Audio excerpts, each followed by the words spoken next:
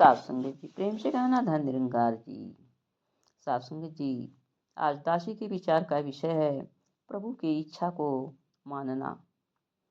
सात संगत जी, संत जन ही ऐसे होते हैं संसार में जो प्रभु की इच्छा को मानते हैं। वे अपनी इच्छा को प्रभु की इच्छा में विलीन कर लेते हैं, क्योंकि उनके मन में यह दृढ़ विश्वास होता है कि प्रभु जो हमारे करते हैं वे अच्छा ही करते हैं, क्योंकि पूरी सृष्टि है उन्हीं की बनाई हुई है। अपने बच्चों के लिए कभी ये जो है अनहित नहीं कर सकते हैं, क्योंकि उन्हें विश्वास होता है ये सतगुरु पूरा है, ये निरंकार पूरा है, पूरे का किया हुआ सब कुछ पूरा होता है। इसलिए इसका जो विधि विधान है कभी जो है उसमें हमें जो है त्रुटि नहीं निकालनी है। इसके विधि के अनुसार जो है हर कार्य होता है और इसी की इच्छा को महत्व देते हुए हम रुलायमान नहीं हूँ। सत्संगत जी, सुख दुख है, खुशी गमी का गहरा संबंध हमारे मन की भावनाओं से है। यदि हमारा मन अपनी इच्छा पूरी करना चाहता है और वह पूरा नहीं होता है तो हमें मानसिक तौर पर परेशान, बेचैन और दुखी हो जाते हैं। और यदि मन की इच्छा पूर्ण हो जाए तो हम सुख का एहसास करते हैं। इस तरह हमारा सुख और दुख अपनी इच्छाओं पर केंद्रित होता है। लेकिन सत्संग जी, मनुष्य अपनी इच्छाओं को पूरा करने में असमर्थ है, क्योंकि वह बहुत निर्बल और कमजोर है। वो अपनी इच्छाओं को पूरा नहीं कर सकता है। इसकी बुद्धि भी इतनी तीव्र होती है भविष्य और वर्तमान में उस इच्छा से जुड़े परिणाम को देख पाए। यही कारण है कि मन की इच्छा पूरी होने के पश्चात भी मनुष्य संतुष्ट नहीं होता है। एक इच्छा पूरी होती है, दूसरा जन्म ले लेती है और मानव इन इच्छाओं के पीछे जो है दौड़ लगाता रहता है। दौड़ते दौड़ते एक दिन थक हार कर बैठ जाता है और उसके जीवन में आत्मिक शांति और मानसिक चैन नसीब नहीं होता है। सत्संगत जी, दूसरी ओर भक्तजन, संत महात्मा जो होते हैं वो अपने मन को सतगुरु के चरणों में अर्पित कर देते हैं और सतगुरु के विचारों को मन में बसा करके सतगुरु की इच्छा अनुसार जीवन जीते हैं और उनका मन जो है संतुष्ट होता है, सुकून होता है। उनके जीवन में दौड़ नहीं होती है, वो शांतिपूर्वक जीवन व्यतीत करते हैं, क्योंकि उनके मन में यह धारणा घर कर लेती है प्रभु जो भी कर रहे हैं उसमें मेरी ही भलाई छुपी है। भक्त को चाहे कभी कभी क्षण भर के लिए हालात बहुत दुखदाई दिखाई पड़ती है, परंतु वह अपने दातार के प्रति विश्वास को डुलायमान नहीं होने देता और इस परीक्षा की घड़ी में भी वह उत्तीर्ण होकर के निकल जाता है। इसीलिए परिस्थितियाँ कैसी भी हों, लेकिन हमें मन की स्थिति एक जैसी बनानी चाहिए।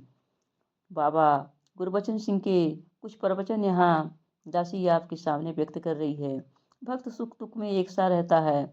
अज्ञानी को जब सुख मिल जाता है तो वह उसमें फंसकर परमात्मा को भूल जाता है, लेकिन भक्त लोग सुख दुख के प्रभाव से ऊपर होते हैं। जैसे एक व्यक्ति कभी नीला कपड़ा पहन ले, कभी पीला पहन ले, तो उससे कोई फर्क नहीं पड़ता है। भक्त लोग भी सुख दुख को कपड़े की तरह ही मानते हैं और यदि उनकी बहुत निंदा हो तो घबराते नहीं हैं। यदि बहुत मान मिले तो अभिमान नहीं करते हैं। वे एक रस रहते हैं। वे ना तो दुख को भयानक मानते हैं और ना सुख को बहुत महत्व देते हैं। उनके जीवन में संतुष्टि होती है। ये एक ऐसी चीज़ है जो इंसान को जीवन में सहायता करती है। यदि वह माला माल भी हो जाए तब भी उसमें सद्भाव बना रहता है और जिसके पास कुछ भी ना रहे तब भी उसको संतुष्टि रहती है। सत्संगत जी, इसके तात्पर्य है हमें समझ लेना चाहिए कि परमात्मा जो कर रहे हैं वो अच्छा कर रहे हैं। कई कई बार हम भूलेखे में पड़ जाते हैं कि हमारा थोड़ा सा नुकसान होता है तो हम यही सोचने लगते हैं कि परमात्मा ये क्या कर रहे हैं। लेकिन प्रभु इच्छा में कोई भी काम दुख देने वाला या परेशान करने वाला नहीं होता है। हर काम के पीछे सुख ही सुख छुपा होता है। कई बार हम बेहाल हो जाते हैं और सोचते हैं कि हमें सुख तुरंत मिल जाए, लेकिन ऐसा नहीं होता है। समय आने पर हमें सुख मिलता है। जैसे उदाहरण के लिए वृक्ष के जीवन में एक ऐसा भी समय आता है पतझड़ का। पतझड़ के समय जब वृक्ष जो होता है अपने पूरे पत्ते को गिरा देता है, वो सूखा सूखा दिखाई पड़ने लगता है, ठूठा दिखाई पड़ने लगता है। ये नहीं समझ लेना चाहिए कि वृक्ष अब बेकार हो गया, ये खराब हो गया। कुछ ही समय बाद जो है उसमें नई नई कोपलें फूटती हैं, पत्तियां निकलने लगती हैं, क्योंकि जब वो पतझड़ होता है तो वृक्ष जो है धरती से बहुत सारी ताकतें अपने अंदर लेता है, उसकी जड़ें और शाखाएं बहुत मजबूत हो जाती हैं। फिर उसमें जब पत्तियां निकलती हैं और परिपक्व होती हैं, तो वही वृक्ष जो है ढेर सारे फलों से लद जाता है और कितना सुंदर लगता है। साथ संगत जी, इसी तरह से हमारे जीवन में कभी कभी दुख मुसीबतें आती हैं, हमें यह नहीं सोच लेना चाहिए कि हमारा जीवन बर्बाद हो जाएगा, बल्कि ये सोचना चाहिए कि हमारे जीवन में बहुत सारा सुख आने वाला है। हम उसको आनंद होकर झेलें, आनंदित होकर झेलें, उसके पीछे हम परेशान ना हों। साथ संगत जी, इस तरह से पवित्र अवतार वाणी में कहा गया है, जो बंदे दिन रात जो बातें तू ही करते हैं, हर अवसर पर दुख सुख अंदर इसका सहारा लेते हैं।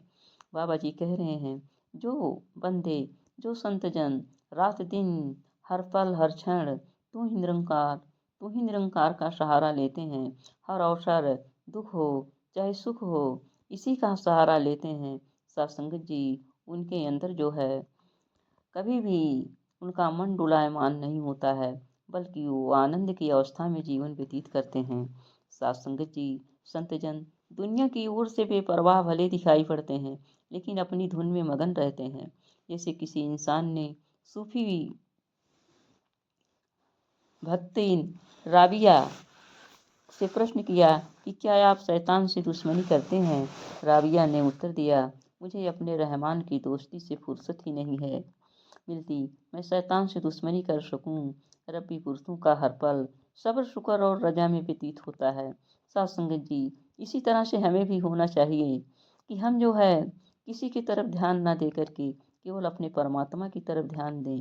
इसके शुक्राने में, इसके सुमिरन में हमेशा अपने मन को लगाए रहें, जिससे हमें संसार की कोई भी बुराइयां ना दिखाई पड़े, कोई भी बुरा ना लगे, किसी से ईर्ष्या द्वेष करने की हमारे पास फुर्सत ना हो। साथ संगत जी, इस तरह से हमारा जीवन जो है सुंदर से सुंदर बनता चला जाएगा। साथ संगत जी, एक बार वर्षा नहीं हुई, लोग साधु के पास गए, वर्षा होने के लिए कोई साधन सोचा जाए। साधु ने सोचा कि अपनी ईर्ष्या निकालने का इससे बढ़िया अवसर नहीं मिलेगा। उसने भोली भाली जनता को कहा, जिस इलाके में एक मामूली गृहस्थी को साधु समझकर पूजा होगी, वहाँ वर्षा कैसे होगी? जाओ उस गृहस्थी साधु को कहो कि यह नगर छोड़कर चला जाए या बरसात लाए। प्रभु वासिक है, प्रभु के भाड़े में कभी रुकावट नहीं बनते हैं। गुरु साहिब ने लोगों को बहुत समझाया कि वर्षा होनी या ना होनी प्रभु के अपने हाथ में है, हमें तो इसकी रजा में रहना चाहिए। परंतु माया प्रेमी प्रभु प्रेमियों की बात को कब समझ पाते हैं? आखिर उन्होंने गुरु साहिब को खड्डर साहब बात को से निकल जाने के लिए कह दिया। बेपरवाह मस्त रब्बी पुरुष कभी अपनी ताकत का प्रगटाव नहीं करते हैं, ना ही किसी करामात में पड़ते हैं। ये तो भाड़े में रहकर ईश्वरी इच्छा के आगे सिर झुकाने का पाठ पढ़ाते हैं। गुरु साहब वहां से चले गए, परंतु प्रभु इच्छा का बदलना स्वीकार न किया। साथ संगत जी, इसी तरह से हमें भी प्रभु की इच्छा को मान लेना चाहिए। इसकी इच्छा में बदलाव लाने का प्रयास ना करें, अपनी जिद ना करें। प्रभु इच्छा को मानते रहेंगे तो साथ संगत जी, हम इस भक्ति में कभी भी डुलायमान नहीं होंगे। साथ संगत जी, इच्छा माने निरंकार की, सतगुरु पर विश्वास करे, कह अवतार सदा हो सुखिया, देवलोक में वास करे। साथ संगत जी, इसी तरह से अगर हम प्रभु इच्छा में रहेंगे तो हमारा लोक एवं परलोक सुहेला हो जाएगा। प्यार से कहना धन निरंकार जी।